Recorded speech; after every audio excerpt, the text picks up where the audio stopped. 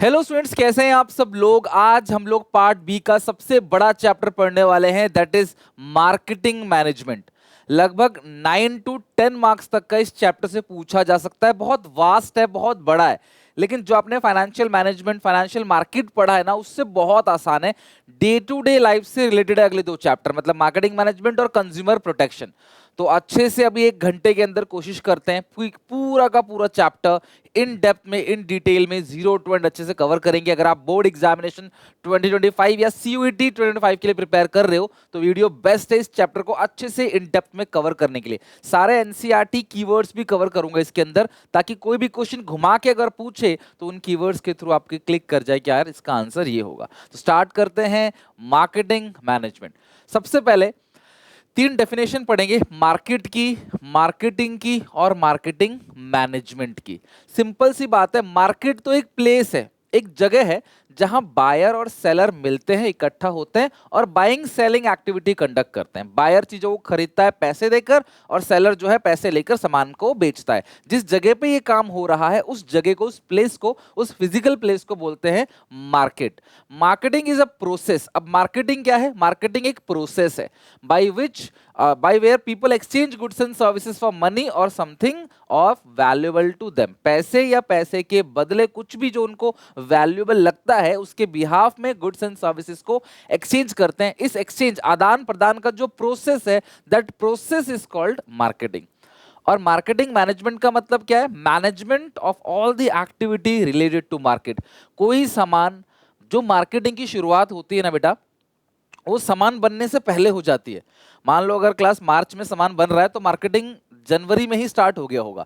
Marketing के अंदर basically ये स्टडी करते हैं ग्राहक की नीड क्या है, कस्टमर की वांट क्या है, कितने कॉम्पिटिटर्स है, किस प्राइस पे ग्राहक ले रहा है, उनकी इनकम क्या है, custom, tradition, law, rules, regulation, है ना, उनका टेस्ट प्रेफरेंस, सब कुछ पहले ही स्टडी कर लिया जाता है। उनकी नीड के अकॉर्डिंग फिर प्रोडक्शन किया जाता है, प्रोडक्शन करके सामान बेचा जाता है ग्राहक को जो उनको सामान चाहिए जो उनकी नीड और वांट है। और बेचने के बाद सामान वगैरह सब कुछ बेच दिया जाता है, उसके बाद भी मार्केटिंग एग्जिस्ट करता है। कस्टमर सेटिस्फेक्शन को चेक करता है, कस्टमर सपोर्ट सर्विसेज देता है कि कोई प्रॉब्लम तो नहीं है प्रोडक्ट के अंदर, और उनकी फीडबैक को लेके दोबारा फिर से प्रोडक्शन किया जाता है।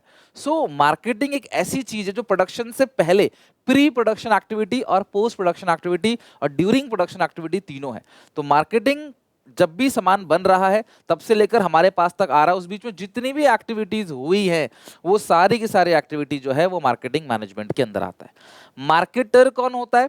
Marketer refers to any person who take more active part in the process of exchange. जो पर्सन इस काम को कर रहा है, जो एक्टिवली पार्ट ले रहा है एक्सचेंज के प्रोसेस में, उसको हम लोग बोलते हैं मार्केटर।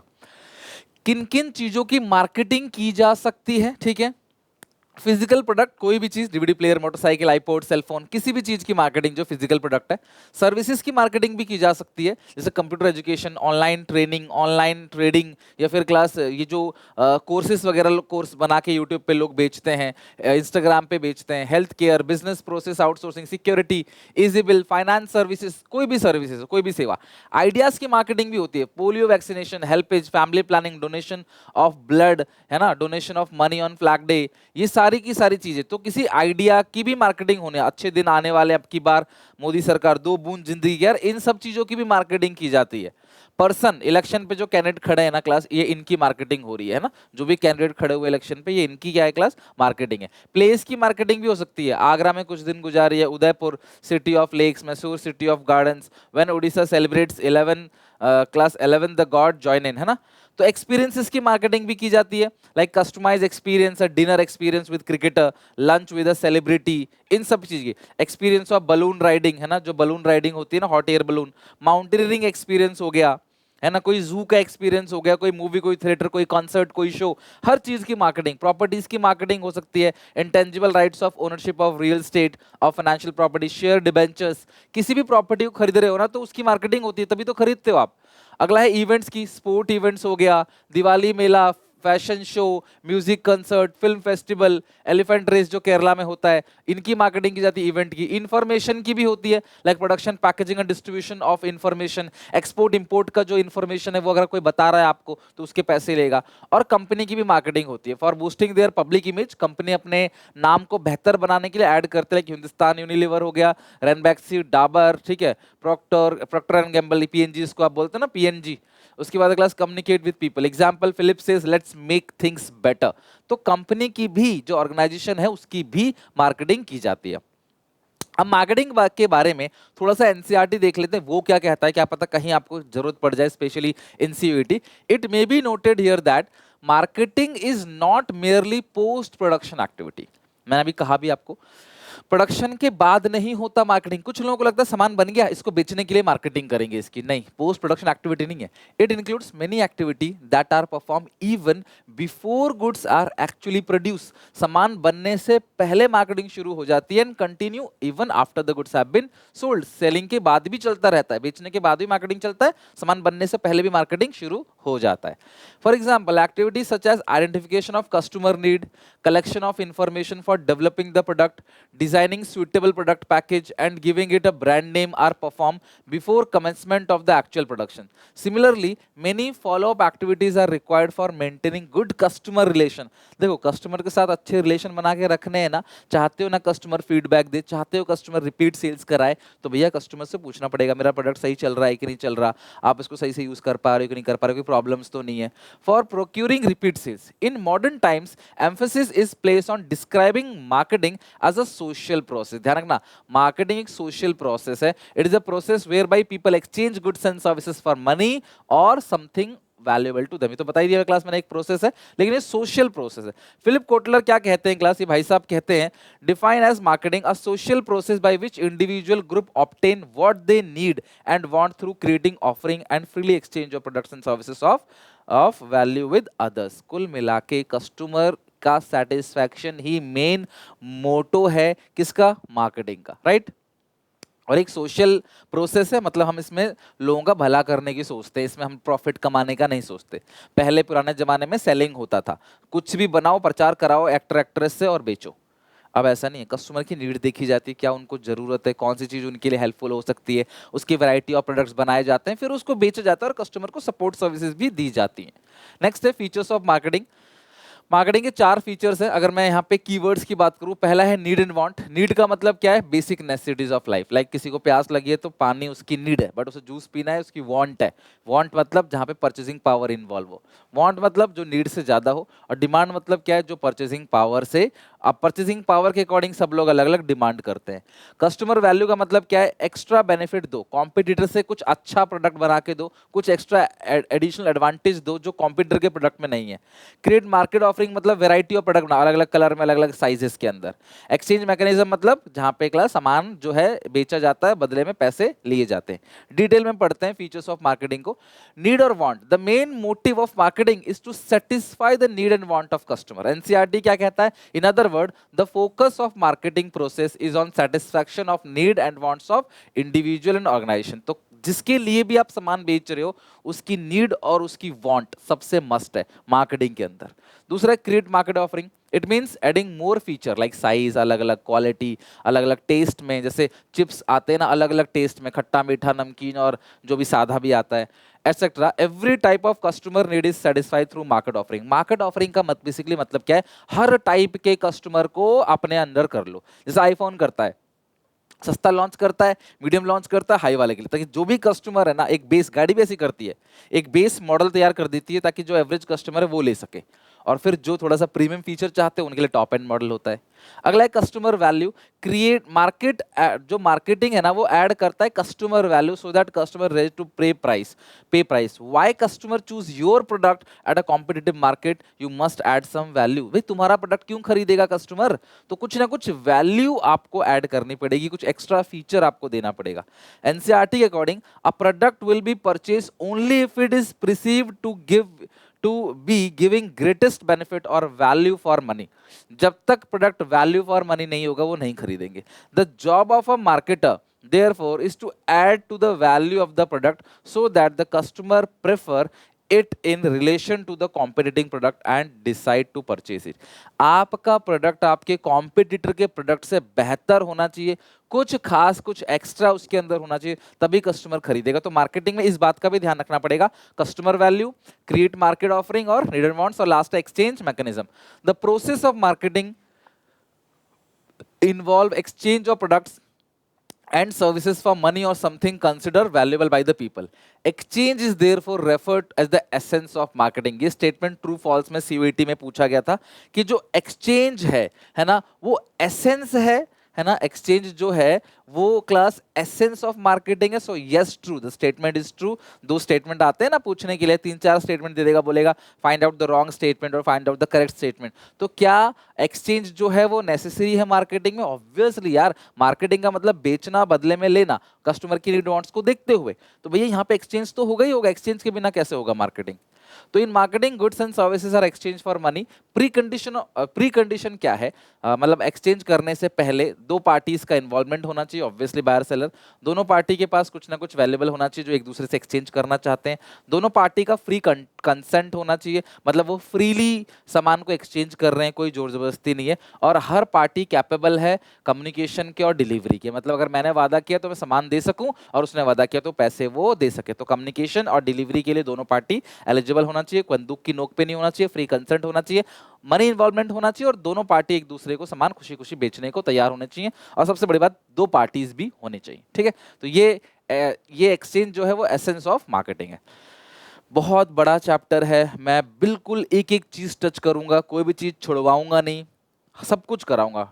बस आपका सपोर्ट चाहिए। वीडियो थोड़ी सी लंबी भी होगी तो कोई प्रॉब्लम नहीं यार, तुम्हारे लिए ही करा रहा हूँ, तुम्हारे लिए ही खड़ा हूँ, एक एक चीज कराऊंगा अच्छे से गला फाड़ के।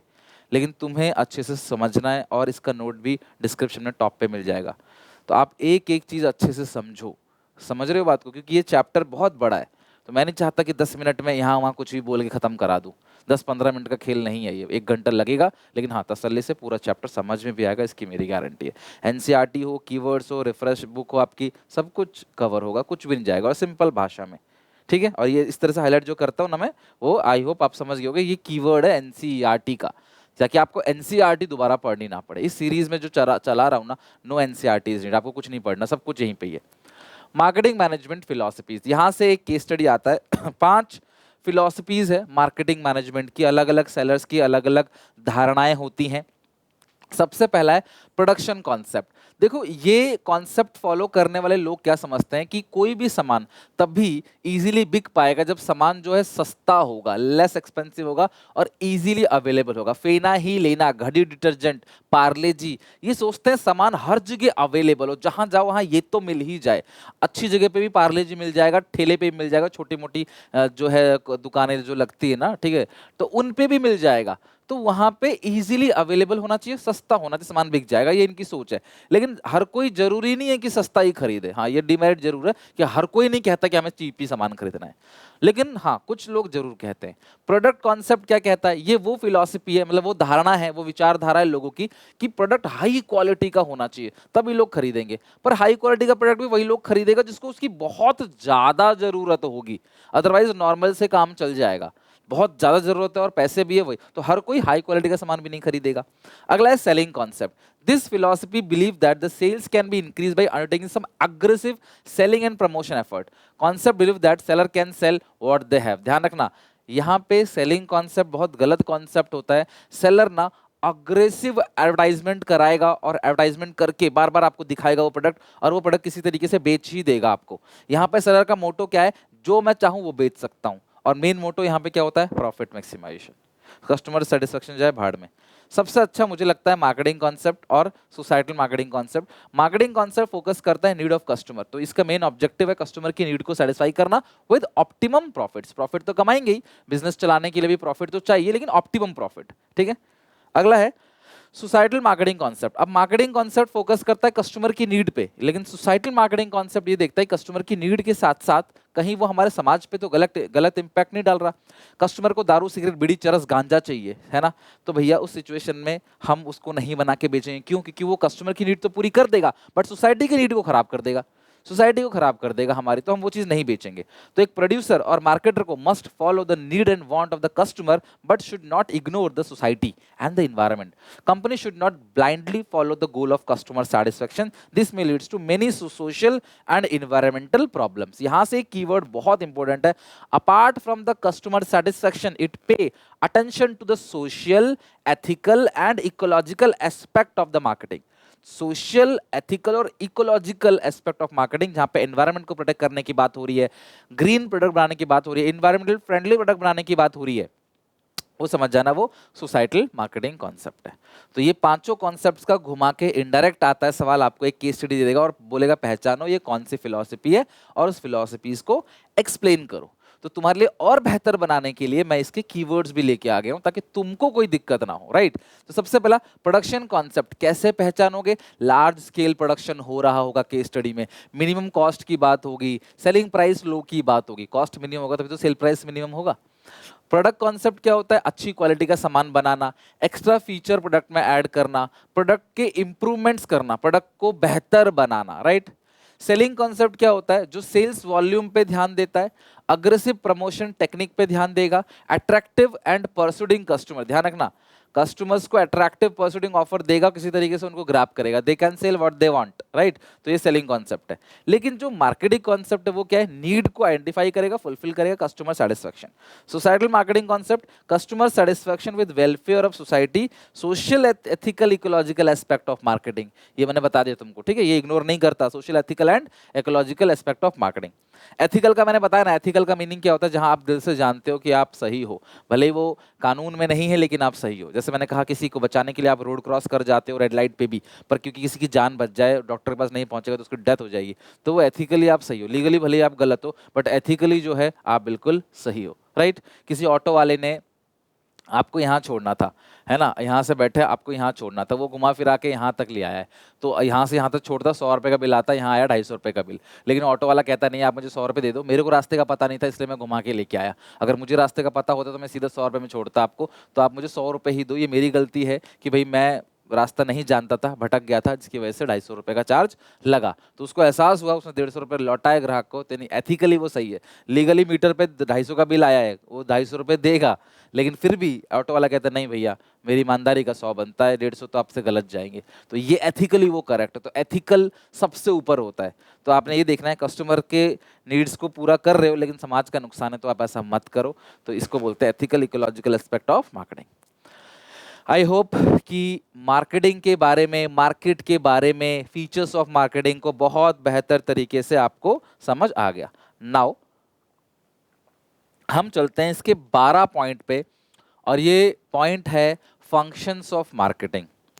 अच्छे से समझना, इसमें ज़्यादा कोई कीवर्ड नहीं है क्योंकि ऑलरेडी मैं अच्छे से एक्सप्लेन कर रहा हूँ, तो बहुत ज़्यादा कीवर्ड इस चैप्टर मिलेंगे नहीं। हाँ, लेकिन जहाँ जहाँ मिलेंगे ना बहुत अच्छे कीवर्ड मिलेंगे जिसका बहुत ज़्यादा यूज़ हो चुका है या फिर आएगा वो सवाल, तो वो मैं करा दूँ। जैसे मैंने एथिकल इकोलॉजिकल एस्पेक्ट वाला बताया, दैट इज़ मच इंपॉर्टेंट, देखना कई बार मिलेगा। और तुम अब जब बनाओगे ना तो केस स्टडी वगैरह आराम से बनेगा। और अब चाहते हो कि मैं केस स्टडी की सीरीज़ लेके आऊँ तो चैनल को सब्सक्राइब करो, वीडियोज़ को अपने दोस्तों में शेयर करो और कॉमेंट में बताओ मुझे। मैं 12 चैप्टर की 12 वीडियो लेके आऊँगा, उन 12 वीडियो में हर एक इंपोर्टेंट केस स्टडी उनमें कवर कर लूंगा। तो आपका चैप्टर अच्छे से कवर हो गया, केस स्टडी कवर हो गया, कीवर्ड्स एनसीईआरटी सब कवर हो गया, बचा क्या, सीयूईटी में फोड़ोगे और 12th में भी अच्छे नंबर आएंगे।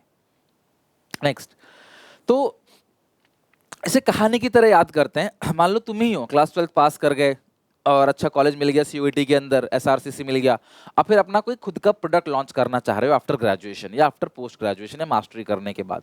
तो आपने सोचा कुछ प्रोडक्ट बनाना है, तो सबसे पहले तुम्हारे दिमाग में क्या आएगा, आंख बंद करके थोड़ी बना लोगे, उस प्रोडक्ट के बारे में सारी इंफॉर्मेशन गैदर करोगे, इकट्ठा करोगे, क्या प्रोडक्ट है, कहाँ मिलता है रॉ मटेरियल, कितने लोग ऑलरेडी बना रहे हैं मार्केट में, क्या सेल चल रहा है, क्या परसेंटेज है, और क्या कितने लोग खरीदते हैं उसको, उनकी इनकम क्या है, राइट। तो वो सारी चीज़ें, तो gathering and analysing market information को मार्केट रिसर्च बोलते हैं। ये पहला स्टेप है मार्केटिंग का, जहाँ पे जो मार्केटर है वो इन्फॉर्मेशन गैदर करता है मार्केट की, वो एक रिसर्च करता है और वो SWOT एनालिसिस करता है।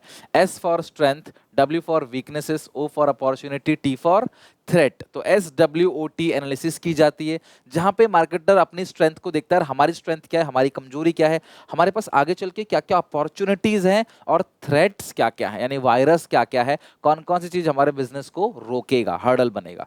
फिर हम मार्केट प्लानिंग करते हैं। After conducting marketing research the marketer has to plan the steps necessary to achieve objective. तो जो भी आपने टारगेट बनाया है उसको कैसे अचीव करेंगे। लाइक अगर आपने सोचा है कि 20% सेल्स को बढ़ाएंगे, तो उसके लिए हमें ऑब्वियसली सेल बढ़ाने के लिए मोर इक्विपमेंट, मोर मशीनरी, मोर लेबर, है ना, ये सारी चीजें चाहिए। That is called market planning. अपने एडवांस में सोचोगे मुझे गोल कैसे अचीव करना है।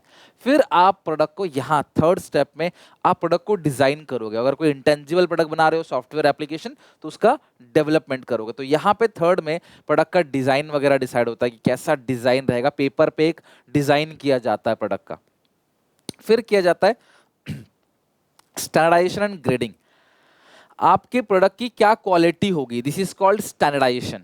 और ग्रेडिंग का मतलब क्या है कि क्वालिटी के बेसिस पे, किसी ना किसी फीचर के बेसिस पे प्रोडक्ट को ग्रेड कर देना। लाइक ब्रुक बॉन्ड की रेड लेवल, येलो लेवल आती है, पार्ले जी ही आता है 5 रुपए वाला, पार्ले जी गोल्ड आता है 10 रुपए वाला। क्या पता कल को पार्ले जी डायमंड लॉन्च कर दे 20 रुपए वाला, क्योंकि ये और प्रीमियम है, और प्रीमियम और बेहतर है। दाल आती है, अरहर की दाल मान लो 60 रुपए किलो आती है, कोई 100 रुपए किलो, कोई 200 रुपए किलो। तो ग्रेडिंग हो जाती है आमतौर पर एग्रीकल्चर प्रोडक्ट की। तो standardisation means maintaining the quality standards to achieve uniformity in the product. Product में यूनिफॉर्मिटी मेंटेन करने के लिए it provide quality assurance and consistency to consumers. और जबकि ग्रेडिंग का मतलब क्या है, classifying the product on some basis like size, quality. Marketer can charge high price for high quality product. Grading is generally use in agriculture product like rice, wheat, ये सब के लिए ग्रेडिंग होता है। तो स्टैंडर्डाइजेशन का मतलब क्या है कि आप जो प्रोडक्ट बना रहे हो उसका क्वालिटी स्टैंडर्ड क्या होगा, उसका रॉ मटेरियल कैसा होगा, उसका पैकिंग कैसा होगा, उसकी लेबलिंग कैसे होगी। और ग्रेडिंग का मतलब क्या है कि प्रोडक्ट के इंपोर्टेंस या क्वालिटी के बेसिस पे प्रोडक्ट को बांट देना कि भाई ये ग्रेड कर दिया, ये टॉप ग्रेड का है, ये लो ग्रेड का है, इस तरीके से यहाँ पे आमतौर पे एग्रीकल्चर प्रोडक्ट में देखा जाता है। फिर अगला है पैकेजिंग एंड लेबलिंग। जो किसी भी प्रोडक्ट के ऊपर जो इंफॉर्मेशन लिखी रहती है ना, दैट इज कॉल्ड लेबलिंग। और कैसे आप उसे पैक करते हो, कंटेनर क्या है, रैप कैसे करते हो, डब्बा क्या डालते हो उसमें, that is called packaging. The product is always supplied to customer in pack form. It refers to designing the packets, packets को डिजाइन करना, wrapper, cartons etcetera. Attractive packaging से क्या होता है, सेल्स बढ़ता है, तो पैकेजिंग को साइलेंट सेल्समैन भी कहते हैं। और लेबलिंग इंफॉर्मेटिव पार्ट है, कैरियर ऑफ इंफॉर्मेशन बोलते हैं। तो लेबलिंग प्रोडक्ट के बारे में सारी की सारी इंफॉर्मेशन देता है। जब पैकेजिंग लेबलिंग कर लोगे तो किसी ना किसी नाम के थ्रू इसको बेचना पड़ेगा, that is called branding. Company चाहे तो किसी जेनरिक नेम से बेच सकती है, अपने नाम से बेच सकती है, फिर कोई अलग नाम इन्वेंट कर सकती है। एक ब्रांड नेम से सामान बेचोगे ना तो क्लास प्रोडक्ट जो है वो इजीली सेल हो जाएगा और आपका एक ब्रांड बन जाएगा जो आगे चल के आपको बहुत फायदा देगा। तो branding, a company can easily sold their product through a brand name. Company decide to a brand name which grab customer attention, एक ऐसा नाम जो कस्टमर का भरोसा, अटेंशन और कस्टमर्स को रिपीट सेल्स कराने में हेल्प करे। Brand name helps creating product differentiation, और ब्रांड नेम आपका प्रोडक्ट को बाकियों के प्रोडक्ट से जो है वो बेहतर बनाएगा। कोई घड़ी 5 लाख की क्यों मिलती है, आप सोचो, कोई घड़ी जो है 5 हजार की मिलती है, तो वो 5 लाख की घड़ी कहीं ना कहीं क्लास वो डिफरेंशिएट कर रही है उसके ब्रांड नेम से, कि उसमें राडो का या फिर ओमेगा का या फिर उसमें क्लास रोलेक्स का एक क्लास नाम लगा हुआ है, ब्रांड लगा हुआ है, तो अलग बनाती है। फिर सेवेंथ पॉइंट पे क्या करना है, कस्टमर सपोर्ट सर्विसेज की। सेल के बाद कस्टमर हमें कैसे कांटेक्ट करेगा अगर कोई दिक्कत आती है तो customer is the king of market, so customer satisfaction is must. Company trying to support customers after making sales, providing them a customer services number, portal देती है क्लास जहां पे कस्टमर कंप्लेन फाइल कर सकता है। Customer support service are very effective in bringing repeat sales from the customer and developing brand loyalty for a product. किसी भी product का जो ब्रांड लॉयलिटी है, भरोसा कस्टमर का कि यार मैं इसी का प्रोडक्ट लूंगा, वो सबसे ज्यादा इंपॉर्टेंट है क्लास कस्टमर सपोर्ट सर्विसेज, कि भैया आपकी कंपनी सामान बेचने के बाद हमें कितना सपोर्ट देती है, राइट। नेक्स्ट है प्राइसिंग, क्रूशियल एलिमेंट है। प्राइस मोस्ट इंपोर्टेंट फैक्टर है, बिकॉज प्राइस ऊपर नीचे हो गया तो ग्राहक भाग जाएगा, राइट। तो price is the most crucial element of marketing as customer is highly price sensitive. A little variation in price में take your customer to your competitor product. उसको चीनी खरीदनी थी, तुम्हारा चीनी महंगा मिला तो वो कहीं और चला गया, तो चीनी चाहिए थी, आया आपके पास, आपने महंगा कर दिया, उसने दूसरे प्रोडक्ट का ले लिया। आप ऐसा होता होगा कई बार, आप किसी ब्रांड नेम से दुकान में जाते हो कि भाई ये वाला आपके पास टूथपेस्ट है वो कहता है कि टूथपेस्ट तो है तो ये वाला बहुत महंगा है, आप दूसरा ले लो ना, ये वाला बहुत अच्छा है, सस्ता भी है। तो कहीं ना कहीं क्लास आप नाम उसके नाम से आए थे लेके कोई और प्रोडक्ट चले गए। तो प्राइस बहुत सेंसिटिव है और मार्केटर को बहुत सारी बातों को दिमाग में ध्यान रखना चाहिए प्राइस को सेट करने से पहले। कीवर्ड क्या कहता है एनसीईआरटी का, price is an important factor affecting the success और फेलियर ऑफ ए प्रोडक्ट। तो प्राइस ये डिसाइड करता है, तो कौन सा वो फैक्टर है जो सक्सेस और फेलियर को डिसाइड करेगा, 4 ऑप्शन दे देगा, तो कौन सा ऑप्शन चूज करना है, प्राइस। ठीक है, अगला है promotion selling. To increase the sale of produced goods, it must be promoted. Seller use various technique to communication with buyers and sale promotion technique to enhance the sale. तो sales को increase करने के लिए बहुत सारे technique, buy one get one free है ना, buy one get one 50% discount, second वाला फ्री हो जाएगा, फर्स्ट वाला खरीदोगे तो इस तरह से घुमा फिरा के 90% तक का डिस्काउंट दे देंगे किसी भी तरीके से क्लास सेल्स को बढ़ाने के लिए। प्रमोशन इंक्लूड, प्रमोशन के अंदर एडवर्टाइजिंग भी आता है, पर्सन सेलिंग भी आता है, पब्लिसिटी भी आता है और सेल्स प्रमोशन भी आता है।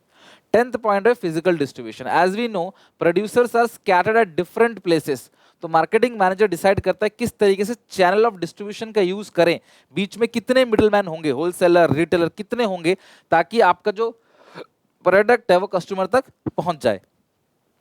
This functions include decision regarding channel of distribution, यानी कि जो बीच में मिडिलमैन होंगे लाइक होलसेलर, रिटेलर, वो कितने होंगे टू बी यूज्ड, और physical movement of the product from where it is produced to place where it is required. तो यहाँ पे बन रहा है, यहाँ पे उसकी जरूरत है, तो यहाँ से यहाँ तक पहुंचाना और यहाँ से यहाँ तक पहुंचाने में कितने मिडिलमैन का आप यूज करोगे, ये दोनों डिसीजन जो आता है वो किसके अंदर आता है, फिजिकल डिस्ट्रीब्यूशन के अंदर। फिर आता है 11 पॉइंट पे transportation. It refers to removal the gap between the production place and consumption place. ध्यान रखना, प्रोडक्शन प्लेस और कंजप्शन प्लेस के बीच का गैप दूर किया जाएगा, पानी के जहाज के थ्रू, हवाई जहाज के थ्रू या फिर लैंड के थ्रू आप कैसे सामान को भेजोगे। Raw material and finished goods are transfer in different corner of the country. The marketer company, जो मार्केटर कंपनी है वो वेरियस मोड ऑफ ट्रांसपोर्टेशन को देखती है। तो ट्रांसपोर्टेशन के अंदर आता है physical movement of goods from one place to another, कि एक जगह से दूसरी जगह कैसे भेजोगे, किस मोड ऑफ ट्रांसपोर्टेशन से आप भेजोगे। फिर लास्ट में आता है 12 नंबर पे स्टोरेज और warehousing. Goods are not consumed immediately where they are produced. There is a time gap between production and consumption. देखो ये डिस्टेंस की बात करता है और ये बात करता है time gap between production consumption. हर कुछ चीज ऐसी होती है जो हर सीजन में उगता है, हर सीजन में उगाया जाता है, बनाया जाता है, पर उसकी डिमांड किसी एक सीजन में होती है, और कुछ चीज ऐसी होती है जो एक सीजन में ही उगता है बट डिमांड पूरे साल भर ही हो जाती है उसकी। तो भैया ऐसी चीजों को आपको स्टोर करके रखना पड़ेगा वेयर हाउस में, ताकि साल भर उसकी सप्लाई आप बना सको। So goods must be protected from moisture, insect, rodents, theft, etc. Few companies use public warehouses to keep the goods safe, and other company have their own warehouse. तो warehouse के अंदर कोल्ड स्टोरेज के अंदर सामान को store करके रखा जाता है ताकि बाहर के एटमॉस्फेयर से उसे बचाया जा सके, खराब ना हो, चूहे ना कतर जाएं और क्लास सीलन ना आ जाए, तो उसे क्लास एयर टाइट कंटेनर है जैसे भी उसको रखते हैं, ताकि फ्यूचर में जब भी इसकी डिमांड हो यहाँ से निकालकर उसकी सप्लाई को कर सके। तो ये 12 के 12 पॉइंट बहुत इंपॉर्टेंट है। फर्स्ट फेज जो है चैप्टर का खत्म हो गया, अब सेकेंड फेज में हमें 4P पढ़ना है बस, और हमारा कंप्लीट चैप्टर जो है एंड हो जाएगा। 4P को पढ़ने से पहले हम पहले पढ़ेंगे मार्केटिंग मिक्स क्या होता है। Marketing mix are the set of marketing tools that the firm use to pursue its marketing objective in the target market. किसी भी मार्केटर का एक ऑब्जेक्टिव होता है, उस ऑब्जेक्टिव को हासिल करने के लिए जिन जिन टूल्स की मदद पड़ती है, जरूरत पड़ती है, उसी को बोलते हैं मार्केटिंग मिक्स, जहां पे हम 4Ps पढ़ते हैं। मैकार्थी ने 4Ps को दिया था class, element of marketing mix किसने, मैकार्थी ने। डेफिनेशन कितना है, फिलिप कॉटलर का। तो इसमें 4P, 4P, P for product mix, P for place mix, P for price mix, P for promotion mix. हम इन चारों के बारे में डिटेल में पढ़ेंगे। हर मिक्स से क्वेश्चन आने के चांसेस हैं। तो देखो इतना सारा है चैप्टर, और 10 नंबर का एवरेज ये चैप्टर बनता है, 9 to 10 मार्क्स का ही ये चैप्टर बनता है। 9 नंबर का तो आना ही आना है। तो इन चारों P के बारे में डिटेल में अच्छे से पढ़ेंगे, लेकिन सबसे पहले हम नाम से ही समझते हैं। जो प्रोडक्ट मिक्स है ना, वो बात करेगा प्रोडक्ट डिजाइनिंग, प्रोडक्ट डेवलपमेंट की, प्रोडक्ट के ब्रांडिंग की, प्रोडक्ट के पैकेजिंग की, प्रोडक्ट के लेबलिंग की, कि प्रोडक्ट कैसे तैयार किया जाए। दिस इज प्रोडक्ट मिक्स, यानी कि all the decision relating to product. तो कोई भी सामान अगर आप बना रहे हो बेचने के लिए, उस प्रोडक्ट के बारे में सारी की सारी इंफॉर्मेशन इज प्रोडक्ट मिक्स। तो प्रोडक्ट में से कीवर्ड्स क्या है, related to various features related to the product, variety of product, तो प्रोडक्ट की बात हो रही है। दूसरा है प्लेस मिक्स। प्लेस का मतलब क्या है, कितने मिडलमैन होंगे बीच में, फिजिकल डिस्ट्रीब्यूशन जो आपने पढ़ा कि यहां से वहां तक सामान पहुंचेगा तो कितने मिडलमैन होंगे। This element make sure good services available at the right place in the right quantity at right quantity to right person, सही इंसान को सही सामान मिल जाए। तो बीच में कितने मिडलमैन लगेंगे, कैसे ट्रांसपोर्टेशन के थ्रू भेजोगे, वो सारी चीजें आ गया प्लेस मिक्स के अंदर। मेन और क्रूशियल एलिमेंट है प्राइस, कैसे डिसाइड करो कितने रुपए में सामान को बेचोगे। भाई ये कंपनी के लिए रेवेन्यू भी लेके आता है, तो ये जनरेशन क्या करता है, रेवेन्यू फॉर द ऑर्गेनाइजेशन, उसको बोलते हैं प्राइस मिक्स। अब प्रमोशन मिक्स का मतलब क्या है, कैसे कस्टमर तक अपनी आवाज पहुंचाओगे। The element is used by organisation to communicate and persuade customers to its buy its product. आपको किस तरीके से सामान बेचेंगे, this is called promotion mix. Advertising, sales promotion, personal selling, public relation, सब इसके अंदर हम लोग पढ़ने वाले हैं। तो ये 4P है, एक एक पी के बारे में डिटेल में स्टडी करते हैं और हर पी के अंदर कई सारे कॉन्सेप्ट हैं। इतना ही है बस चैप्टर में। तो सबसे पहला हमारे पास आ गया product mix. All the important decision relating to product is product mix. It refers to all the important decision related to product. Important components of product mix. Product mix के तीन component है, branding, packaging और labeling. Branding क्या होता है? A brand is the identification of a product. It can be in form of name, symbol, design, etc. Brand help in product differentiation. Brand मदद करता है प्रोडक्ट को अलग बनाने के लिए। ब्रांड हेल्प करता है कि आप प्राइस अलग सेट कर सको। एक ब्रांडेड है, एक नॉन ब्रांडेड प्रोडक्ट है, तो जो ब्रांडेड प्रोडक्ट है उसका प्राइस हमेशा ज्यादा होगा, हाई होगा नॉन ब्रांडेड प्रोडक्ट से। ब्रांड हेल्प करता है एडवर्टाइजिंग में कि आपका नाम ले लेके एडवर्टाइज किया जा रहा है। It is easy to introduce new product. अगर आपने कोई ब्रांड बना लिया है तो ब्रांड कोई भी नया प्रोडक्ट आसानी से लॉन्च कर सकता है। जैसे एप्पल कोई भी नया प्रोडक्ट, इलेक्ट्रॉनिक प्रोडक्ट आसानी से लेकर आ सकता है और वो भी हाई प्राइस होगा। Branding is not only done to identify the seller producer but also to your product superior than competitor product. Brand आपके प्रोडक्ट को, इसीलिए कोई ना कोई नाम से आप अपना बिजनेस करते हो, फिर वो नाम पॉपुलर हो जाता है और क्लास आपका जो प्रोडक्ट है ना वो सुपीरियर फील आता है और कस्टमर को भी ये ब्रांडेड प्रोडक्ट यूज करने में ना अच्छा फील होता है। तो ऐसा देखा है कि कस्टमर जो है वो ब्रांडेड प्रोडक्ट को यूज करते तो उनको अच्छी वाली फीलिंग आती है और कस्टमर ऑल्सो फील सुपीरियर। मैंने बताया क्लास ब्रांडेड प्रोडक्ट को ना एक स्टेटस सिंबल की तरह भी लिया जाता है। ब्रांडिंग के अंदर कुछ टर्म्स है like brand name, brand mark और ट्रेडमार्क। ब्रांड नेम क्या होता है, वो पार्ट ब्रांड का जो बोला जा सकता है। In other words brand name is the verbal component of a brand like Pepsi, Dettol, Surf etcetera. Brand mark क्या होता है, the part of brand which can not be spoken but it can be recognised. The part of brand which can be recognised but which is not utterable. Utterable मतलब जो बोला नहीं जा सकता उसको ब्रांड मार्क बोलते हैं। मर्सिडीज का जो साइन है क्लास है, पेप्सी का रेड ब्लू बॉल हो गया, फिर नाइकी का जो राइट साइन है, इनको आप बोल नहीं सकते लेकिन पहचान के बता सकते हो यार कौन सा ब्रांड है, राइट। ट्रेडमार्क क्या होता है, a part of brand which is given legal protection. Brand का वो हिस्सा जिसको लीगल प्रोटेक्शन दिया गया है, जो कॉपी नहीं कर सकते, ये क्लास ट्रेडमार्क है।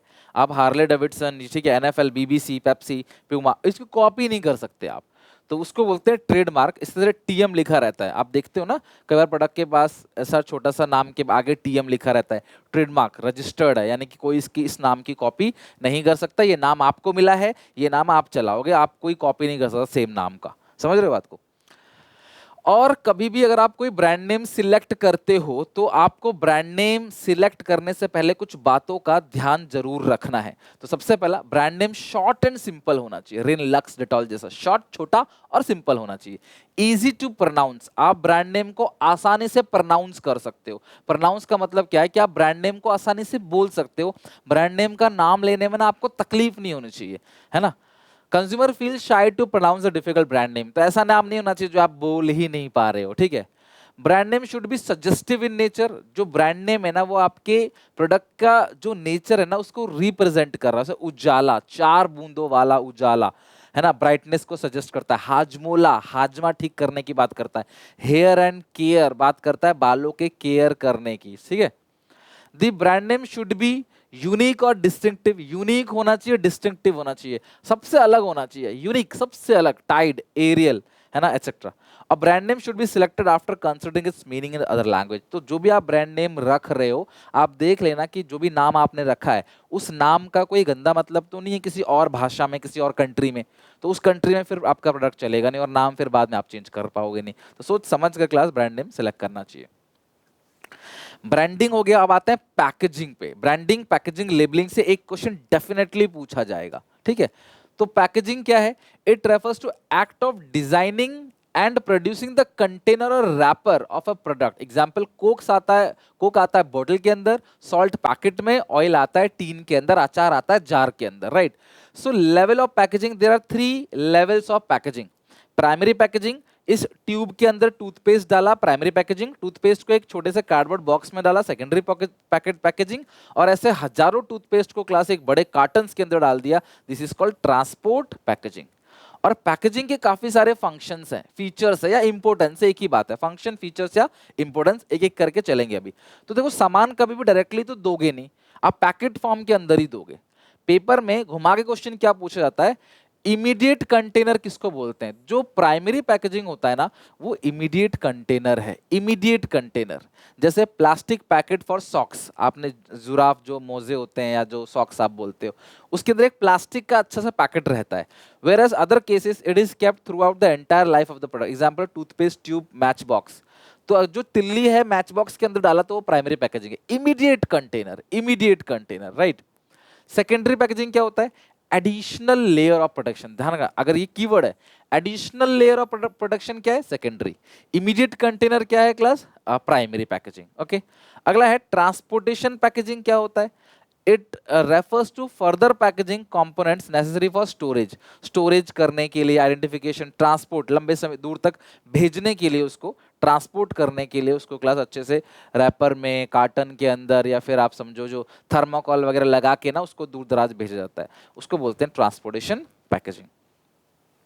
अब ये रहे इसके फीचर्स, एक एक करके सारे फीचर्स को देखते हैं पैकेजिंग का। तो सबसे पहला फीचर है, पैकेजिंग आपको प्रोटेक्शन देता है। जब तक आप पैक फॉर्म में नहीं दोगे ना, तो सामान ही प्रोटेक्टेड नहीं रहेगा, सामान सिल जाएगा, खराब हो जाएगा, ग्राहक खरीदेगा ही नहीं।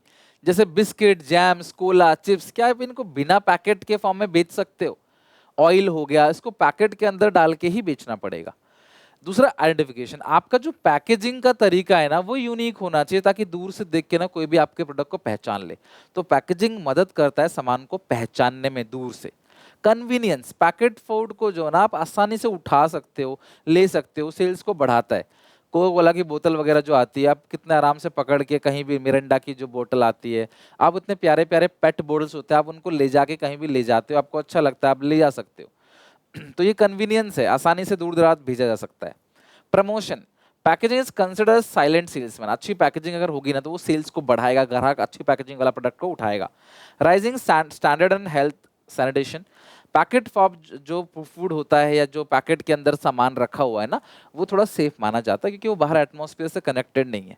पैकेट की दाल, खुली दाल, खुली दाल में वही दुकानदार छींक रहा है, मक्खियां बैठ रही हैं, धूल उड़ रही है, पैकेट के अंदर है तो मानेंगे कि भैया वो पैक फॉर्म में है, तो धूल से टच नहीं हो रहा है, बाहर के एटमॉस्फेयर से टच नहीं हो रहा, गीला नहीं हो रहा, कंटामिनेशन नहीं हो रहा उसमें।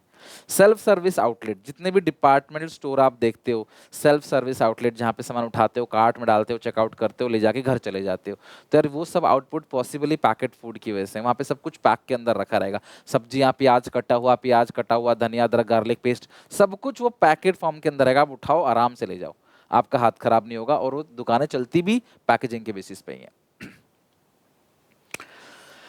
प्रोडक्ट का जो इंफॉर्मेटिव पार्ट है, कैरियर ऑफ इंफॉर्मेशन, उसको हम लोग क्या बोलते हैं? लेबलिंग। लेबलिंग इंफॉर्मेटिव पार्ट है। Labelling means putting identification mark on the package. It provide name of the product, name of manufacturer, content, expiry, batch number, MRP etcetera, उसको हम लोग बोलते हैं लेबलिंग। कोई भी प्रोडक्ट है ना, उसके ऊपर एक स्टिकर लगा होता है, लेबल लगा होता है, जिसके जहाँ पे प्रोडक्ट के बारे में सब कुछ, बैच, एक्सपायरी, है ना, और लीगल कोई, अगर लीगल कोई वो है, मतलब कि नोटिफिकेशन है या कोई लीगल वार्निंग है, वो लिखी रहती है उसके अंदर, तो उसको बोलते हैं लेबलिंग। तो लेबलिंग के भी फंक्शंस हैं, और लेबलिंग भी सेल्स को प्रमोट करता है। एक एक करके सारे फंक्शंस को पढ़ते हैं। पहला function, describe the product and specified content. तो जो मोस्ट इंपोर्टेंट फंक्शन है लेबलिंग का, वो प्रोडक्ट के बारे में बताता है। कंटेंट क्या क्या है, इंग्रेडिएंट क्या क्या है, बैच नंबर क्या है, एक्सपायरी डेट क्या है, एमआरपी क्या है, सब कुछ। आइडेंटिफाई प्रोडक्ट, जो लेबल है ना, उस लेबल के थ्रू भी आप दूर से पहचान सकते हो। जो पैकेट पैकेट के ऊपर लेबल बना होता है ना, उस लेबल को देख के, जैसे कैडबरी का जो रेड और जो कैडबरी का जो एक तरीके से जो चॉकलेट है ना, वो दूर से देख के पहचान सकते हो ना कि वही किस तरीके से ब्लू कलर का एक रैपर आता है उसका। किट कैट हो गया, मिल्की बार हो गया। अगला हेल्प्स इन ग्रेडिंग, लेबल के थ्रू ब्रुक बॉन्ड का जो चाय आता है, रेड लेवल, येलो लेवल, तो लेबलिंग करके अलग अलग आप लेबल के थ्रू भी पहचान सकते हो। तो ये ग्रेडिंग करने में भी हेल्प करता है। जो लेबलिंग है ना, वो ग्रेडिंग करने में भी हेल्प करता है, प्रोडक्ट को अलग अलग बेसिस पे बांटने में। ये सेल्स को बढ़ाता है, कलरफुल लेवल सेल्स को इंक्रीज करेगा। और जो लॉ रिलेटेड इन्फॉर्मेशन है, जो लीगल इन्फॉर्मेशन है, वो भी लाइक स्मोकिंग के ऊपर लिखा रहता है, जो स्मोकिंग कह रहा हूँ, सिगरेट के ऊपर लिखा रहता है स्मोकिंग किल्स, तो ये सब जो लीगल इन्फॉर्मेशन है। बेबी फूड के ऊपर लिखा रहता है कि बच्चों के लिए माँ का दूध ही सही है। तो जो लीगल वार्निंग है ना क्लास, चाहे वॉल्यूम हो, वेट हो, हाउ टू यूज हो गया, एमआरपी हो गया, कोई स्टैट्यूटरी वार्निंग हो गया, वो सब भी आप लेबल के थ्रू लिख सकते हो। तो these are the functions of labelling. Actually packaging और लेबलिंग का जो फंक्शन है ना, वो एग्जामिनेशन पॉइंट ऑफ व्यू से बहुत इंपॉर्टेंट है, तो आप ध्यान रखना उसको। नेक्स्ट है प्राइस। आपको पता है pricing consider as to be an effective competitive weapon. Price एक ऐसी चीज है जो कंपटीशन में आपको टिका सकता है। अगर आपने अपने कॉम्पिटिटर से कम प्राइस रखा तो उम्मीद है कि आप मार्केट में टिक जाओगे। और pricing is often use as a regulator of demand of product. तो प्रोडक्ट की कितनी डिमांड होगी ये भी प्राइसिंग ही डिसाइड करेगा। सो क्या है price mix? It refers to all the important decision related to fixing of price of a commodity. It is the most crucial element. No product can be launched without a price tag or at least some guidelines for the pricing. Price is often used as a regulator of demand. ये तो मैंने बता दिया class, यहाँ पे NCERT की line लिखी है, regulator of demand of a product. अब डिमांड कम ज़्यादा होगी वो प्राइस के ऊपर ही डिपेंड करता है। प्राइस कम कर दिया तो डिमांड बढ़ जाएगी। तो कई बार सेलर जो है न्यू ईयर पे, दिवाली पे, क्रिसमस पे, है ना, होली पे, सेल्स को बढ़ाने के लिए प्राइस को कम करते हैं। तो उस टाइम अगर आप प्रोडक्ट खरीदोगे तो सस्ता पड़ेगा आपको। अगला है these are the following factors kept in mind before fixing the price. किसी भी कमोडिटी का प्राइस सेट करने से पहले, बहुत इंपॉर्टेंट है, this is very much important, किसी भी कमोडिटी का प्राइस सेट करने से पहले आपको कुछ कुछ बातों का ध्यान रखना पड़ता है। सबसे पहला है कॉस्ट ऑफ द प्रोडक्ट। अगर प्रोडक्ट की कॉस्ट ज़्यादा है तो ऑब्वियसली प्राइस ज़्यादा होगा। प्रोडक्ट की कॉस्ट अगर कम है तो प्राइस कम होगा। दूसरा है extent of competition in market. अगर मार्केट में कंपटीशन ज़्यादा है तो आप प्राइस कम करो, क्योंकि तुम जैसे बहुत हैं, तुमसे क्यों लेगा, प्राइस कम करो। और कंपटीशन नहीं, अकेले मालिक हो तो प्राइस को बढ़ा के बेचो, फिर कोई दिक्कत नहीं है। कस्टमर की डिमांड और यूटिलिटी हाई है तो कस्टमर हाई प्राइस पे करेगा। शादियों का सीजन है, शादियों की जो चीजें बिकती है वो महंगी बिकेगी तो भी लोग लेंगे। फार्म हाउस हाई रेट पे रेंटल पे मिलेगा। जो हॉल्स वगैरह हैं, मैरिज हॉल वगैरह, वो हाई रेंट रख के रखते हैं, भाई जाएंगी, यूटिलिटी ज्यादा है, जरूरत ज्यादा है, प्राइस को बढ़ा दो, लेंगे लोग, ठीक है। तो डिमांड और यूटिलिटी है। और जहां ऑफ सीजन में जाओ शादियों का बुक करने के लिए, वहां पे कम प्राइस में आपको हॉल दे देंगे वो। अगला है government and legal regulation to protect the interest of general public. Government ने ना कुछ राइट्स अपने पास रख रखे हैं, कुछ सामान के प्राइस को खुद कंट्रोल करता है। तो यार वो जो एसेंशियल कमोडिटीज है, लाइक ड्रग है, कुछ नेसेसरी दवाइयाँ हो गई, फूड आइटम हो गया, एलपीजी हो गया, तो इसका प्राइस सरकार फिक्स करती है, तो आप प्राइस नहीं बढ़ा सकते। इसका प्राइस आपको सरकार के अकॉर्डिंग रखना पड़ेगा। अगला है प्राइसिंग ऑब्जेक्टिव। अगर कंपनी चाहती है कि मुझे बड़ा शेयर कैप्चर करना है मार्केट में, कि ज़्यादातर लोग जो है वो हमारा ही प्रोडक्ट यूज़ करें, अगर वो ये चाहती है, तो क्लास वो प्राइस को क्या रखेंगे, लो रखेंगे, so that more people attracted to purchase of that product. तो अगर आप चाहते हो कि कंज्यूमर, आप मार्केट में किंग बन के रहो, तो भैया आपको प्राइस कम रखना पड़ेगा। आप चाहते हो ज़्यादातर लोग आपका प्रोडक्ट यूज़ करें, पूरा देश आपका प्रोडक्ट यूज़ करे, तो प्राइस को लो रखना पड़ेगा। Marketing method use. If a company is using intensive advertising to promote the sale, then price should be high and vice versa. अगर आप चाहते हो कि यार अगर आप ज़्यादा ऐड कराओगे तो भैया ऑब्वियसली वो कॉस्ट में ऐड होगा ना, एडवर्टाइजमेंट का खर्चा जो है वो ग्राहक से तो वसूला जाएगा, तो प्राइस हाई होगा। अब यहाँ पे एक क्लास कीवर्ड है, Price fixation process is also affected by other element of marketing such as distribution system क्या रहेगा, सेल्समैन की क्वालिटी क्या रहेगी। आप 5 स्टार रेस्टोरेंट में जाते हो तो वहाँ पे जो आपको खाना खिला रहा होता है वो भी अंग्रेजी में आपसे बात करता है, पढ़ा लिखा, उसकी पर्सनालिटी बहुत टॉप नॉच की रहती है। वहीं पे आप किसी ढाबे पे खाने जाते हो तो वो आपसे बदतमीजी से ही बात कर सकता है, कोई पर्सनालिटी नहीं, नहाया धोया कुछ नहीं, ऐसे ही नॉर्मल, है ना। तो आपको डिफरेंस नजर आ जाएगा उसका। सिमिलरली बस का कंडक्टर देख लो और जो एयर हॉस्टेस होती है वो देख लो, दोनों का प्राइस का लेवल देख लो। तो आप ये देखोगे कि भैया आप कैसी एडवर्टाइजमेंट कैसी दे रहे हो, मार्केटिंग करने का मेथड कौन कौन सा, आपके प्रोडक्ट को कौन बेच रहा है। तो ऑब्वियसली आप वहां जाते हो बड़े रेस्टोरेंट में, चाय आपको मिलती है 200 रुपए की, लेकिन ये तो देखो कि उस चाय को सर्व करने वाला बंदा क्या है। अब आप बोलोगे सर मुझे क्या फर्क पड़ता है यार, चाय कोई भी सर्व कर, चाय से मतलब है चाय टेस्टी होनी चाहिए। बट हाँ, हर कोई ऐसा नहीं सोचता। अब विराट कोहली अगर किसी रेस्टोरेंट में जाएगा तो वो देखेगा कि भैया वहाँ का ऑरा क्या है, औदा क्या है। उसी तरीके से जो इंसान अमीर होते हैं, जो आपको लग रहा है 10 रुपए की चाय में जो वजन पड़ता है आपकी जेब में, किसी दूसरे इंसान के लिए अगर 1000 रुपए की चाय में वही वजन पड़ता है तो उसके लिए फर्क नहीं पड़ता। आपके 10 रुपए शायद खो जाए तो परेशान ना, उनके 1000 खो जाएंगे तो वो परेशान नहीं होंगे, और ऊपर लोग उनके लाख खो जाए वो परेशान नहीं होंगे, 6 लाख ही तो है। तो हर पर्सन अलग अलग है, हर पर्सन का टेस्ट प्रेफरेंस अलग अलग है। तो आप देखो कि आप किसके लिए बना रहे हो सामान, डिस्ट्रीब्यूशन सिस्टम क्या होगा, सेल्समैन की पर्सनालिटी क्या होगा, एडवर्टाइजमेंट किस तरीके से होगा, सेल्स प्रमोशन एफर्ट कैसे होंगे, product differentiation, credit facility and customer service provided. For example, if a company provide free home delivery, it has more of flexibility in fixing prices. तो भैया आप फ्री होम डिलीवरी कर रहा है तो flexibility है, प्राइस को अपने हिसाब से भी हम होम डिलीवरी तो कर रहे हैं, हम थोड़ा डिस्काउंट कम देंगे तो क्या होगा, हम तुम्हारे घर भी तो पहुंचा रहे हैं सामान, राइट। तो ये मार्केटिंग मेथड के अंदर आएगा। नेक्स्ट है फिजिकल डिस्ट्रीब्यूशन, हमारा थर्ड मिक्स, प्लेस मिक्स या फिजिकल डिस्ट्रीब्यूशन मिक्स। सामान बन यहाँ रहा है, प्रोड्यूसर, कंज्यूमर यहाँ है, तो कितने मिडिल मैन बीच में हम लोग रखेंगे, इसी को बोलते हैं फिजिकल डिस्ट्रीब्यूशन। क्या हम डायरेक्टली सेल करेंगे, या हम छोटे मिडिल मैन रखेंगे, या हम ज्यादा मिडिल मैन रखेंगे, हमारा डिस्ट्रीब्यूशन चैनल कैसा बनेगा। Place mix refers to all the important decision related to physical distribution of goods and services. The decision is related to channel of distribution. हमारा channel of distribution क्या रहेगा, physical movement कैसे करेंगे goods का, उसके बारे में हमें बताता है physical distribution mix. Physical distribution cover all the activity required to physically move goods from manufacturer to consumer. और channel of distribution का मतलब क्या है, कितने बीच में लोग होंगे, कितने बीच में मिडिलमैन होंगे सामान को डिस्ट्रीब्यूट करने के लिए। जो type of channel of distribution, उसमें पहला जो टाइप है वो है zero level channel, direct channel, सीधा क्लास प्रोड्यूसर से कंज्यूमर तक सामान जा रहा है, बीच में कोई मिडिलमैन नहीं। जैसे कुछ टेली ब्रांड्स के ऐड आते हैं या कुछ कंपनीज ऐसी होती हैं जैसे बाटा हो गया, यूरेका फॉर्ब्स हो गया, तो वो सेल्स डायरेक्टली करते हैं, internet, teleshopping, mail order house के थ्रू डायरेक्ट सेल्समैन अपॉइंट करते हैं, सेल करते हैं, बीच में कोई भी रिटेलर नहीं है, कोई होलसेलर नहीं है, तो इनका सामान जो है ना वो सस्ते दाम में ग्राहक तक पहुंच जाता है। मतलब अगर वो जितने मिडिलमैन रखोगे ना उतना प्राइस तुम्हारा बढ़ जाएगा। तो ये डायरेक्ट सेल्स को प्रेफर करते हैं, लेकिन हर कोई डायरेक्ट सेल्स को प्रेफर नहीं करता। रिटेल गुड्स जो होते हैं, जो रिटेलर, जो खुदरा सामान होता है, चाय पत्ती, चीनी, आटा, दाल, चावल खरीदते हो, उनके लिए आमतौर पे प्रेफर किया जाता है one level channel. Here only one middleman is adopted, firm supply the product to retailer and retailer supply to customer. तो कंपनी भी देगी रिटेलर को और रिटेलर देगा कस्टमर को। तो वन लेवल जहां पे वन मिडिलमैन एंगेज है। Car, expensive watches, diamond jewellery, है ना, इवन राशन, सभी राशन नहीं लेकिन कुछ कुछ राशन के लिए यूज किया जाता है। बट आमतौर पे अगर राशन की बात करोगे तो वहां पे होलसेलर भी होगा, रिटेलर भी होगा। लेकिन इन चीजों के लिए मतलब है वो भी इनडायरेक्ट, इनडायरेक्ट के अंदर ही आता है वन लेवल, इनडायरेक्ट के अंदर ही आता है 2 लेवल, 3 लेवल।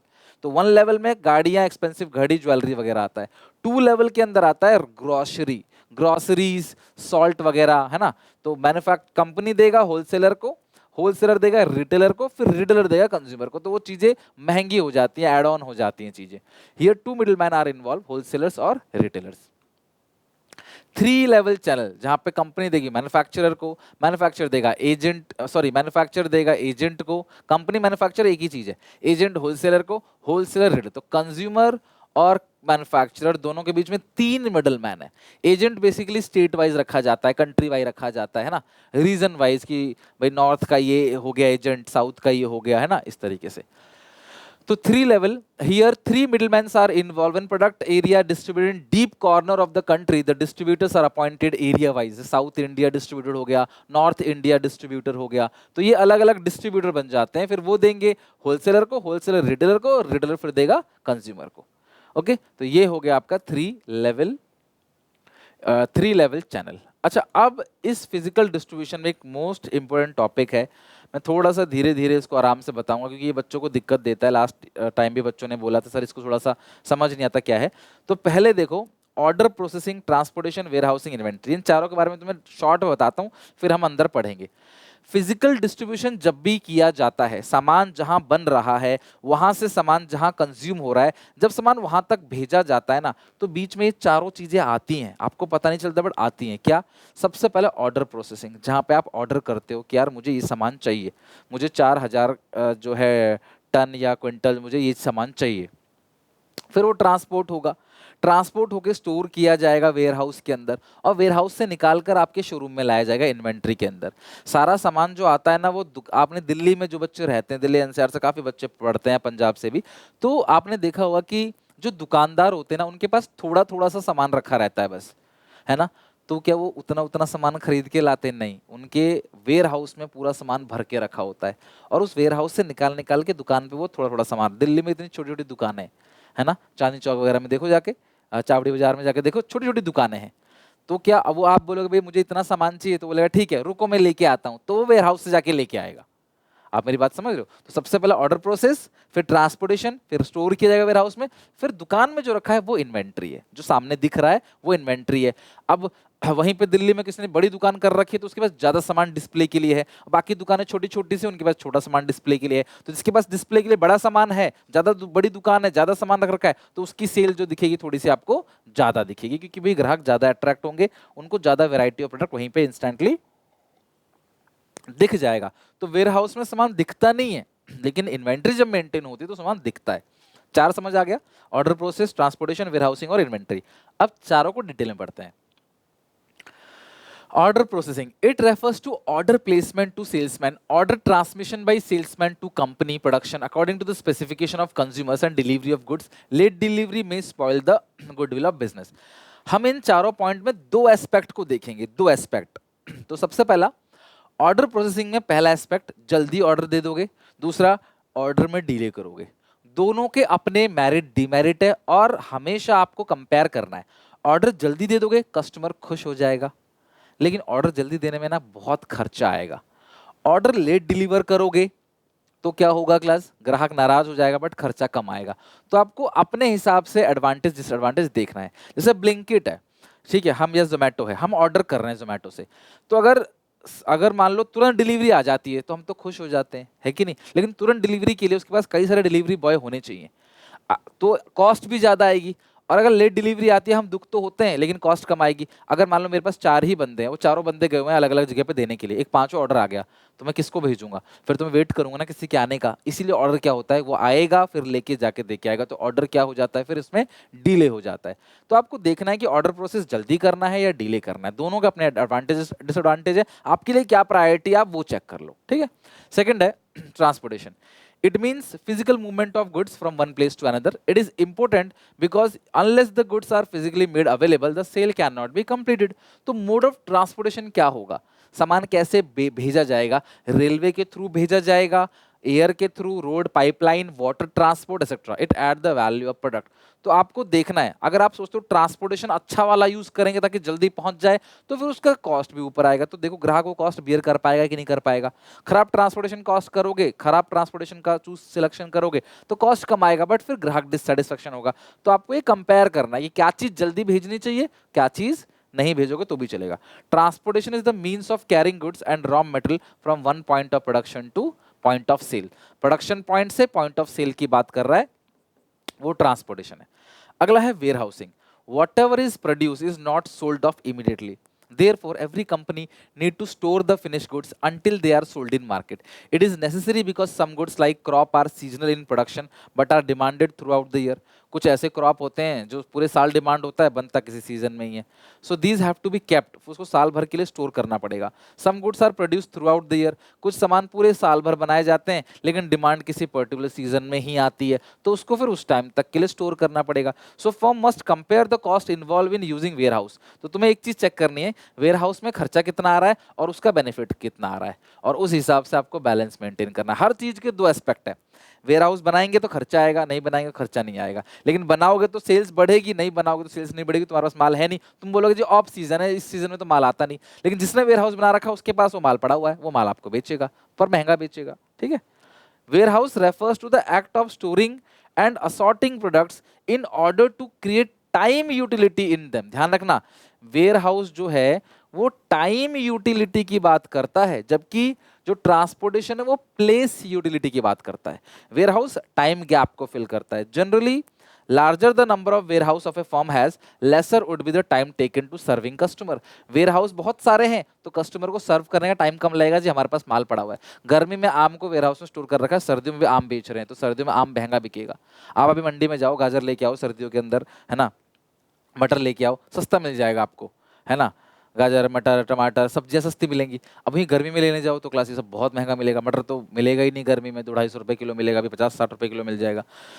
तो by greater would be the cost of, तो फिर आपको ये भी देखना है ना कि भाई ग्राहक को तुरंत तो सर्व कर देंगे लेकिन वेयर हाउस का भी तो खर्चा आएगा, वो भी आपको चेक करना है। For product requiring long term storage such as agriculture product, the warehouse has located near production sites. Examination में क्वेश्चन आ चुका है, हाईलाइट कर रहा हूं। जो प्रोडक्ट है जो लॉन्ग टर्म स्टोरेज है such as agriculture product, the warehouse are located near the production site। Agriculture product जो होता है ना, जिसको लॉन्ग टर्म तक स्टोर करना पड़ता है, तो प्रोडक्शन साइट के पास ही वेयर हाउस बनाते हैं उसमें। This help in minimising the charges of transportation of goods, तो कॉस्ट को मिनिमाइज किया जाता है। ट्रू फॉल्स में सवाल पूछा गया था, आप ध्यान रखना। एग्रीकल्चर प्रोडक्ट के लिए for the product requiring long term storage such as agriculture product, the warehouse are located near the production site. This helps in minimising charges of transportation cost. तो आपको पता है बार बार लेके आना है तो भाई प्रोडक्शन साइट के पास ही बना लो वेयर हाउस, वहीं से लाके बार बार स्टोर करो, बार बार स्टोर करो, खर्चा कम आएगा। इन्वेंट्री, इन्वेंट्री मतलब आप अपनी दुकान में, शोरूम में कितना माल रखोगे, राइट। व्हेनेवर, ताकि वो डिमांड हो तो डिमांड होते ही आप तुरंत उसको सेटअप कर सको। Higher the level of inventory, अगर आप इन्वेंट्री को ज्यादा मेंटेन करोगे, higher will be the level of service to customer. जितना दुकान के अंदर माल भरा होगा उतना कस्टमर को अच्छे से सेटिस्फाई कर पाओगे, लेकिन जितना दुकान के अंदर माल भरोगे उतना खर्चा भी तो आएगा ना, आपका पैसा भी तो ब्लॉक हो जाएगा उसके अंदर। Inventory will also high because lot of capital will be tied up in the stock, stocks के अंदर आपका पैसा फंस जाएगा। तो दुकान के अंदर ज्यादा माल भर के रखोगे तो ग्राहक जरूर अट्रैक्ट होगा, सेल्स बढ़ेगी, लेकिन आपका कैपिटल ब्लॉक हो जाएगा। वो पैसा बैंक में रहता, इन्वेस्टेड रहता तो रिटर्न मिलता, स्टॉक में थोड़ी रिटर्न मिलेगा आपको। तो वो भी आपको फिर कंपेयर करना है। तो ये 4 डिसीजंस हैं इन फिजिकल डिस्ट्रीब्यूशन। कौन से 4 डिसीजंस? आपका ऑर्डर प्रोसेसिंग का क्या रहेगा, ट्रांसपोर्टेशन का क्या रहेगा, वेयर हाउसिंग का क्या रहेगा और इन्वेंट्री। सबके अपने फायदे घाटे हैं, तो ये आपको चेक करना है। तो ये सब पर्सन टू पर्सन वेरी करता है, वो चेक इसको कर लेंगे। लास्ट है 4th P is promotion mix. It refers to all the decision related to promotion of sales. हमने कोई प्रोडक्ट बनाया है, सबको पता कैसे चलेगा, उसका प्रमोशन करेंगे तभी तो पता चलेगा। जैसे मूवीज का प्रमोशन होता है, कपिल शर्मा शो पे कोई हीरो अगर आया है, समझ जाना उसकी मूवी आने वाली है। मैच चल रहा है, कोई हीरो देखने आ गया, हीरोइन देखने आ गई, तो 90% चांस है कि उस हीरो हीरोइन की कोई मूवी आ रही होगी, या फिर वो प्रमोट कर रहे होंगे क्लास हॉल के अंदर, ठीक है, मीडिया रूम के अंदर, न्यूज रूम के अंदर। तो डिसीजंस क्या है, कैसा एडवर्टाइजिंग मीडिया यूज करेंगे, कौन सा टेक्निक को यूज करेंगे, कौन सा पब्लिसिटी स्टंट यूज करेंगे, पब्लिक रिलेशन क्या यूज करेंगे। Promotion refers to use of communication with the twin objective of informing, लोगों को इन्फॉर्म करना प्रोडक्ट के बारे में और उनको क्लास परसुएड करना, ठीक है, परसुएड करना ताकि वो सेल्स बढ़ा सके। तो जब कपिल शर्मा शो पे कोई हीरो आ रहा होता है तो वो बस बताने नहीं आता आपको कि मेरी मूवी आने वाली है, वो घुमा फिरा के कपिल शर्मा भी खुद बोलेगा, अच्छा हम, मैंने देखा आपकी मूवी बहुत अच्छी है, बहुत मजा आएगा, मैं चाहता हूँ आप लोग भी देखें सब लोग। तो ये चीज क्या है, ये क्लास परसुएड कर रहा है आपको कि भाई आप मूवी देखो, टिकट खरीद के देखने जाओ। वो आए हैं इससे तो पता लगेगा मूवी आ रही है, लेकिन वो आपको फिर इंड्यूस भी करते हैं कि आप देखने जाओ। तो ट्विन ऑब्जेक्टिव होता है एडवर्टाइजिंग का। देख रहे हो क्लास, अलग शो में, टीवी में, कभी कभी तो जो सीरियल वगैरह आते हैं ना, सीरियल वगैरह में भी हीरो हीरो घुस जाते हैं, हीरोइन घुस जाते हैं। आपकी अदालत होगा, आईपीएल में पैसे बांटने पहुंच जाते हैं क्लास। कपिल शर्मा शो का तो मैंने आपको एग्जांपल दे ही दिया। ऐसे और भी शोज होते हैं, उनमें आते हैं। कंसर्ट है, उनमें आते हैं। यूट्यूब पे कोलैबोरेशन करते हैं आजकल, ये जो बड़े बड़े कंटेंट क्रिएटर्स हैं ना, उनके साथ कोलैब करने लग जाते हैं कि मेरी मूवी आ रही है, आप जरूर देखना, राइट? ताकि लोगों तक इन्फॉर्मेशन पहुंचा सके और साथ में क्लास उनको फोर्स कर सके कि भाई, फोर्स तो नहीं कहेंगे, मतलब उनको उकसा सके कि भाई वो उस प्रोडक्ट को खरीदें। ये सिर्फ मूवी के लिए नहीं है, ये प्रोडक्ट के लिए भी है। कोई भी प्रोडक्ट लॉन्च होता है उसके लिए भी है। Elements of promotion mix. Promotion mix के जो एलिमेंट है वो 4 एलिमेंट है: advertising, sales promotion, personal selling और पब्लिक रिलेशन। सेल्स प्रमोशन में ज़्यादा हमें कुछ पढ़ना है नहीं, क्योंकि उसके टेक्निक सिलेबस से बाहर है, पर बाकी चीज़ें हम लोगों को पढ़नी है अच्छे से। और यहाँ से एक क्वेश्चन 100% आने वाला है, ठीक है? तो जो एडवर्टाइजमेंट है वो क्या है? पेड फॉर्म, पैसे दिए जाते हैं। इम्पर्सनल है, वो पर्सनली नहीं बोलता। टीवी में ऐड आता है, यूट्यूब पे ऐड आता है, इंस्टाग्राम पे ऐड, आपको पर्सनली नहीं बोलेगा। इम्पर्सनल, एक कम्युनिकेशन का मैसेज है, वो मैसेज आपको पढ़ के सुना देगा, बस वो ये बोल देगा। सेल्स प्रमोशन क्या है? Short term. अगर तुम्हें शॉर्ट टर्म सेल्स को बढ़ानी है, कैसे करूँ, कल कल के अंदर माल बेचना है, तो आप इस टेक्निक का यूज करोगे, है ना? इमीडिएट सेल्स बढ़ाने के लिए 1 के साथ 1 फ्री, 20% फ्री, 1 लाख की शॉपिंग करो, 20,000 का माल फ्री, इस तरीके से। पर्सनल सेलिंग क्या होता है? पर्सनली जाते हो क्लास, है ना, कस्टमर के यहाँ पे 1 to 1 कम्युनिकेट करके सेल करते हो, तो ये फेशियल इंटरेक्शन होता है। ये होता है इम्पर्सनल एडवर्टाइजिंग, और ये होता है क्लास पर्सनल।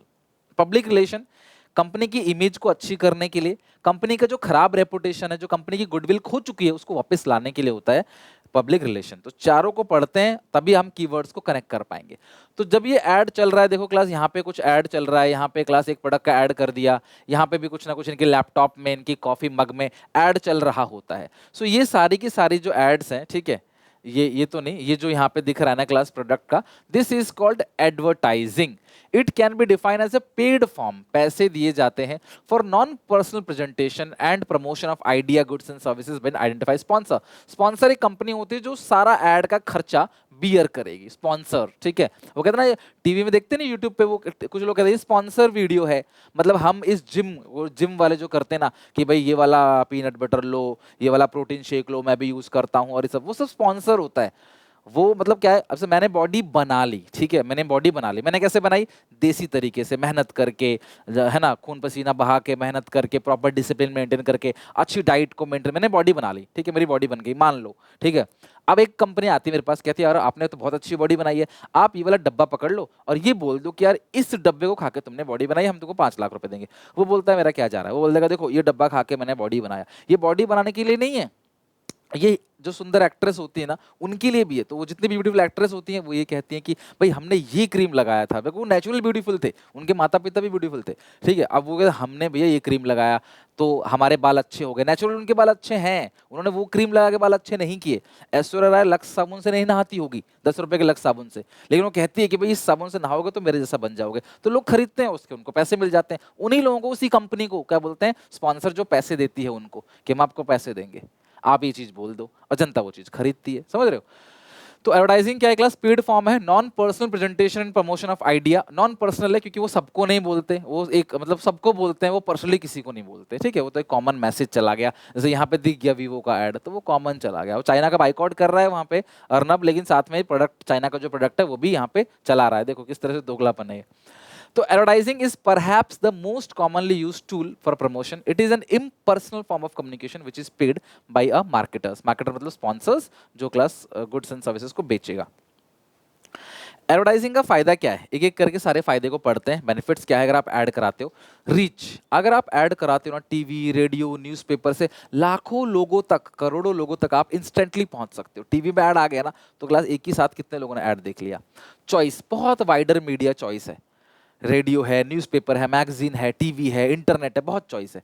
लेजिटिमेसी, अगर आप एडवर्टाइजमेंट दे रहे हो ना, तो क्लास वो use as a class, advertising can be use a proof, ये क्लास प्रूफ है।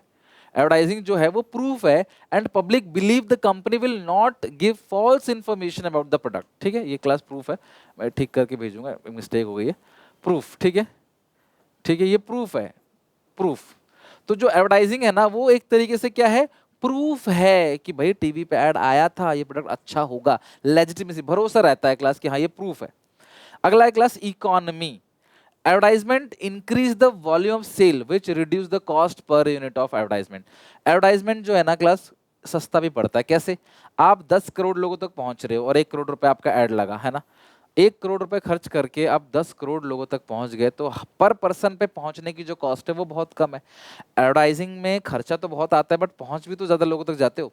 अब विराट कोहली के पता नहीं कितने करोड़ों सब्सक्राइब वो हैं, मतलब फॉलोअर्स हैं, आप उनसे ऐड कराओगे वो ज्यादा पैसे तो लेंगे, लेकिन आप उसके थ्रू ज्यादा लोगों तक पहुंच भी तो जाएंगे ना, तो आपकी सेल्स भी तो बढ़ेगी ना। अगला है इनहेंस द कस्टमर सेटिस्फेक्शन। जो टीवी पे ऐड आता है ना प्रोडक्ट, उस प्रोडक्ट को लोग खरीदते हैं ना, तो कहीं ना कहीं क्लास सेटिस्फेक्शन ज्यादा मिलता है। अगला है sales promotion. It refers to all the promotional technique which induce the customer to buy the product. अगर आपको इमीडिएट सेल्स करानी है तो आप सेल्स प्रमोशन टेक्निक का यूज करोगे, जहां पे इमीडिएट सेल्स हो जाएगी, है ना, तुरंत सामान जो है आपका बिक जाएगा, इमीडिएट सेल्स हो जाएगी अगर आप सेल प्रमोशन टेक्निक का यूज करोगे तो। ये क्लास स्पेशल ऑफर देखिए, बाय वन गेट वन साबुन के अंदर सोना निकलेगा, है ना, टूथ ब्रश फ्री है टूथपेस्ट के साथ, है ना, बॉर्नविटा के साथ मग फ्री है, शेकर फ्री है। इस तरीके से जो प्रोडक्ट कंबाइन करके, या scratch card, discount voucher coupon, है ना, 50% ऑफ, वन वन खरीदो वन फ्री, टू खरीदो वन फ्री, इस तरीके से क्लास सेल्स प्रमोशन टेक्निक होती है। तो इसके बारे में हमें ज़्यादा कुछ पढ़ना नहीं है, बस इसका मीनिंग पता होना चाहिए, क्योंकि उसको बाकी सब चीज़ हमारे सिलेबस से बाहर है। नेक्स्ट है पर्सनल सेलिंग। जैसे क्लास इंश्योरेंस बेचना हो, लाइफ इंश्योरेंस, या कोई ऐसा प्रोडक्ट बेचना हो क्लास जो इनके पास जाके मिल के डायरेक्टली आके सेल कर रहे हैं, this is called personal selling. Personal selling means selling personally, नाम से पता पड़ रहा है, पर्सनली जाके सामान बेचते हो मिलके। This involve face to face interaction between the seller and buyer, और पर्पस जो है वो सेल का है। और personal selling does not mean getting the prospectus to desire what seller want, but concept of personal selling is also based on customer satisfaction. यहाँ भी जो कस्टमर को चाहिए हम जाके उनको बेचेंगे। फायदा बहुत होता है, सेल्स कन्वर्जन बहुत अच्छी आती है, क्योंकि आप पर्सनली इंटरेक्ट कर रहे हो, आप उससे बात कर रहे हो, आपसे क्रॉस क्वेश्चनिंग पूछ सकता है, प्रोडक्ट को देख रहे हो, डेमो यूज कर रहे हो, तो क्यों नहीं खरीदोगे अगर आपको चाहिए तो। टू वे कम्युनिकेशन एडवर्टाइजिंग में, और इसमें ही फर्क है। एडवर्टाइजिंग में वन वे कम्युनिकेशन होता है, बस वो बोलते जा रहा है, अमिताभ बच्चन खड़ा होकर बोलते जा रहा है ये प्रोडक्ट यूज करो ये करो। यहाँ पे तुम्हारे घर आया है बंदा, उससे बोले भाई रुक तू मुझे बता पहले, तो एक वो होगा टू वे कम्युनिकेशन। रेस्पॉन्स अच्छा मिलेगा भाई, सीधी सी बात है, सामने खड़ा है तो आप रेस्पॉन्स तो दोगे ना। और टीवी पे आता है तो क्या करते हो, दूसरे चैनल पे मूव कर जाते हो, यूट्यूब पे ऐड आता है तुरंत स्किप बटन का वेट करने लग जाते हो, घर पे आके कोई बताएगा तो सुनना पड़ेगा एटलीस्ट। अच्छे रिलेशनशिप बन जाते हैं सेलर बायर के बीच में, और कन्विंस अच्छा कर लेते हैं, मतलब कन्विंसिंग पावर अच्छी होती है। घर पे आके सेलर बेच रहा है ना, तो आपको कन्विंस कर सकता है, अपने पूरा एफर्ट डालेगा जिसने पढ़ाई करी है, और आपको कन्वर्ट कर लेगा। डिफरेंस की बात करें तो पहला है advertising impersonal form of communication है, जबकि पर्सनल सेलिंग क्या है, पर्सनल फॉर्म ऑफ कम्युनिकेशन है। फ्लेक्सिबिलिटी की बात करें, एडवर्टाइजिंग लेस फ्लेक्सिबल है, आप इसका मैसेज चेंज नहीं कर सकते, कॉमन मैसेज होता है टीवी पे जो आता है सबके लिए होता है, न्यूज़पेपर में आता है वो सबके लिए। लेकिन पर्सनल सेलिंग में आपके घर कोई आया है तो वो मैसेज फ्लेक्सिबल है, वो आप मैसेज को चेंज कर सकता है, वो मैसेज को बता सकता है कि यार आपके अकॉर्डिंग चेंज कर सकता है।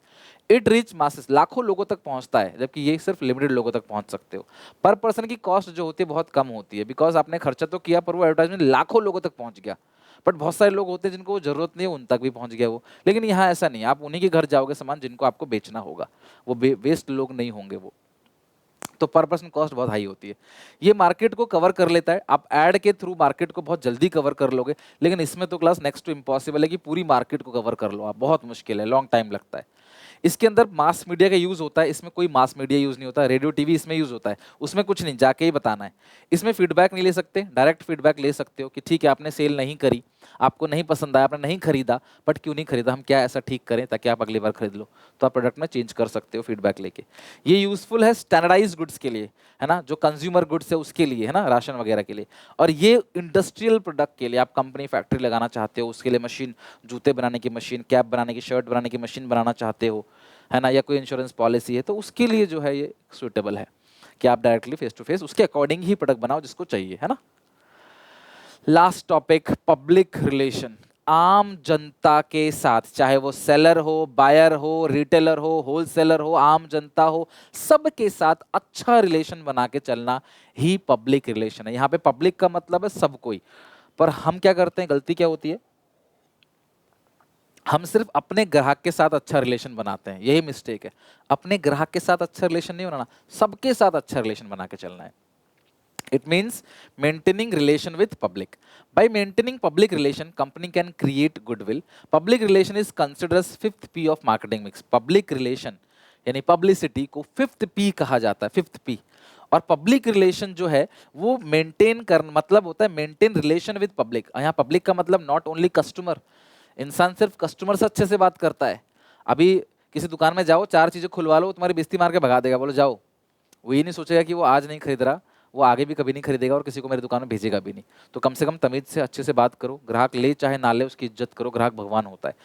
तो our customer it includes all the customer, employee, employee के साथ भी। अगर मान लो कि मैं सैमसंग में काम करता हूं और मैं अपने दोस्तों को सैमसंग की गाली दूंगा, तो क्या भी वो सैमसंग का फोन खरीदेंगे? बोलेंगे नहीं। बोलेंगे हमारा दोस्त सैमसंग में काम करता है, वो कहता है, वो जानता है अंदर की बात अच्छा नहीं है वो, तो कभी वो कंपनी खरीदेगी नहीं, वो लोग सैमसंग का फोन खरीदेंगे ही नहीं। तो एम्प्लॉयज को भी क्या करना चाहिए, एक उसके साथ भी अच्छा रिलेशन बना के रखना है पूरे वर्ल्ड के साथ।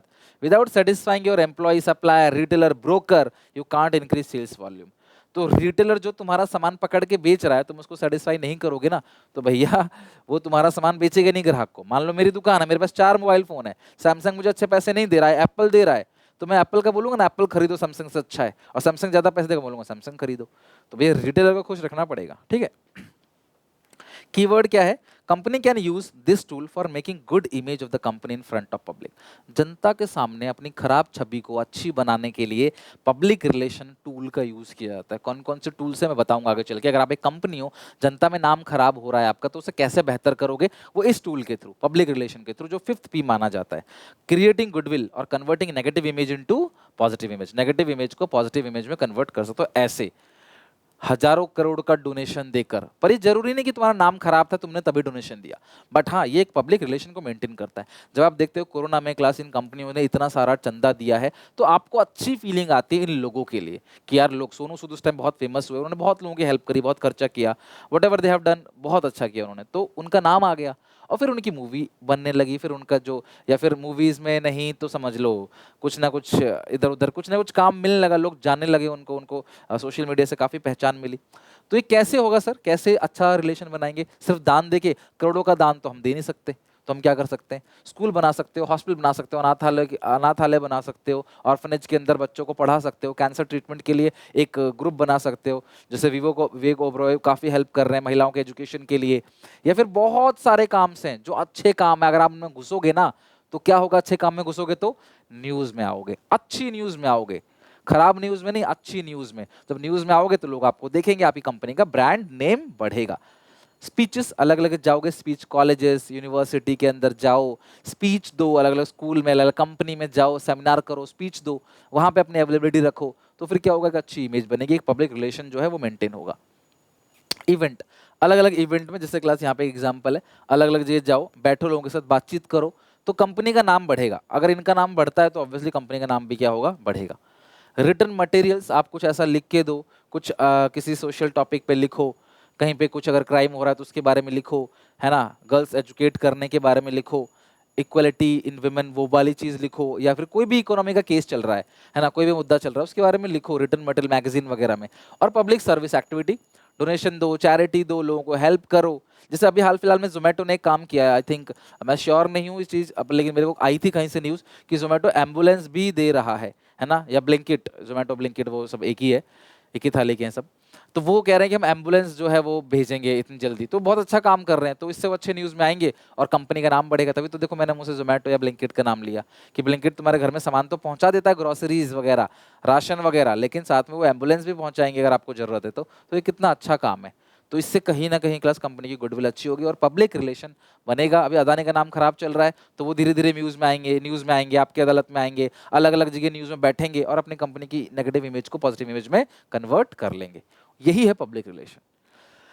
तो news, sometime company gets involved in such kind of activity like policies so that to get some positive coverage, news में अच्छा नाम आए, अच्छी स्पीच दे, अलग अलग जगह, क्लास कॉर्पोरेट में, चाहे स्कूल्स में, या फिर क्लास अलग अलग यूनिवर्सिटी के अंदर, अलग अलग इवेंट में जाएं, प्रेस कॉन्फ्रेंस करें, है ना, मल्टीमीडिया प्रेजेंटेशन, मैचेस में, स्टेज शोज में जाएं। Public service activity, businessmen involve various social activity, arrange and participate in women welfare program, charity show, planting tree, make awareness to people, है ना, डोनेशन, चैरिटी देना, ये सारी की सारी पॉजिटिव स्टेटमेंट्स देना, इनके थ्रू सरकार क्या, जो कंपनीज है वो अच्छी इमेज बनाती हैं, जो नेगेटिव इमेज है उनको पॉजिटिव इमेज में कन्वर्ट करती हैं, किसके थ्रू, पब्लिक रिलेशन के थ्रू। डन। खत्म। तो फाइनली हमने ये चैप्टर अच्छे से खत्म कर दिया। आई होप आपको ये पूरा चैप्टर समझ आया होगा, काफी कुछ सीखने को मिला होगा, सारे कीवर्ड्स, एनसीईआरटी सब कुछ अच्छे से कवर करा दिया। अब बस आखिरी चैप्टर करेंगे अगली क्लास में और इस पूरी बुक को पूरी तरह से खत्म कर देंगे। अच्छा लगा हो तो रिक्वेस्ट है, प्लीज लाइक करना वीडियो को और अपने दोस्तों को शेयर करना। आप में से किसी ने अगर चैनल को सब्सक्राइब नहीं किया तो बहुत मिस कर जाओगे बोर्ड एग्जामिनेशन पे वीडियोस। बहुत सारी वीडियोस आएंगी, आपको नोटिफिकेशन भी नहीं आएगा, तो प्लीज चैनल को सब्सक्राइब जरूर कर लो। मिलते हैं नेक्स्ट वीडियो में नए टॉपिक के साथ। Till then take care, bye bye.